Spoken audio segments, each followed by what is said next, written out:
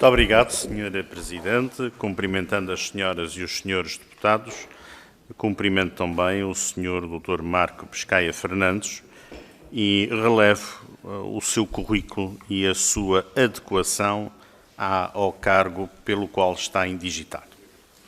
Eu começava a minha intervenção com um aspecto que teve a oportunidade de referir na sua intervenção inicial e que tem a ver com a especial sensibilidade e cuidado para a questão dos recursos humanos dos colaboradores da ANACOM.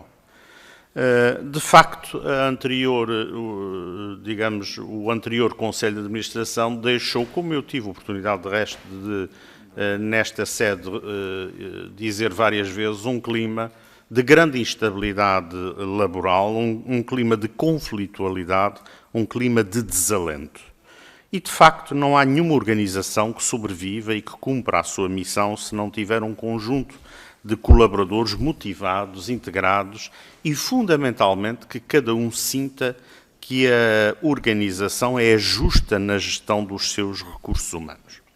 E neste alinhamento gostava que partilhasse connosco qual é a sua visão em relação, quer, por exemplo, ao quadro remuneratório, que é equiparado ao da função pública e que num regime como uma autoridade das comunicações alinhada com um sector altamente competitivo como o das comunicações eletrónicas, se não vê vantagem de ajustar o quadro remuneratório desses colaboradores a um mercado e a um sector que regulam e que se identificam e que de algum modo estão alinhados. E, portanto, isso parece-me um tema que tem sido tabu, mas que é crucial até para conferir e assegurar ainda mais condições de independência à atuação da Autoridade Nacional das Comunicações.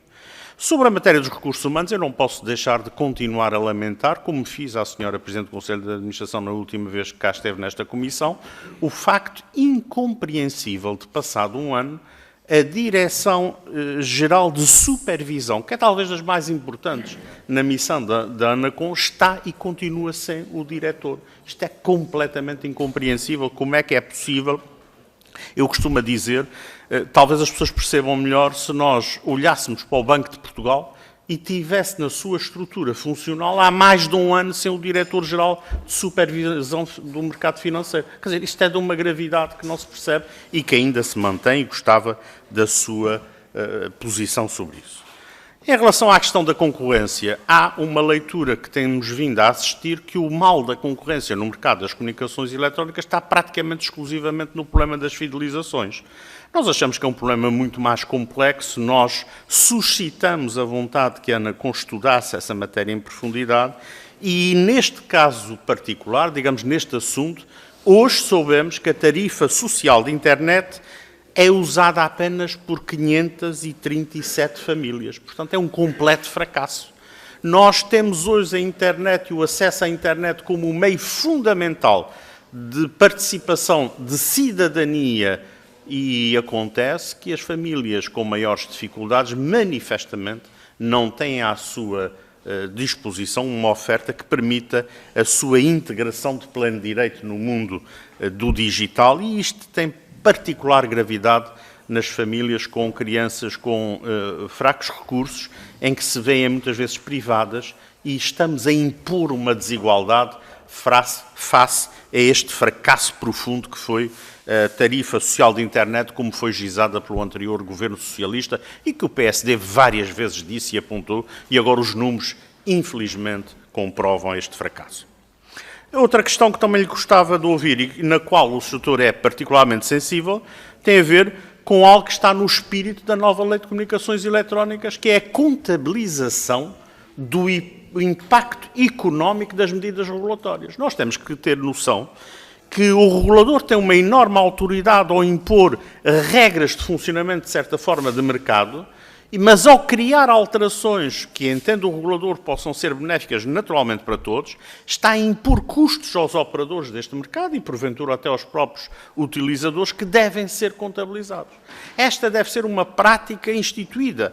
Todos devemos saber, incluindo em primeiro lugar o interesse do próprio regulador, sempre que toma uma medida, quanto é que isto custa, quanto é que isto impacta no sector que ele regula. Finalmente, uma questão que o Estatuto também teve a oportunidade de falar tem a ver com o Serviço Postal Universal. O último governo socialista fez uma coisa fantástica. Nós percebemos porquê. Não só adjudicou por 8 anos o Serviço Público Universal por ajuste direto entre eleições. Foi uma situação que nós denunciamos na altura. Como fez mais, retirou a ANACOM, com o silêncio conivente do então Presidente da ANACOM, retirou a ANACOM aquilo que era o papel regulador primeiro do sector postal, que é das suas competências, e chamou ao Governo esta função.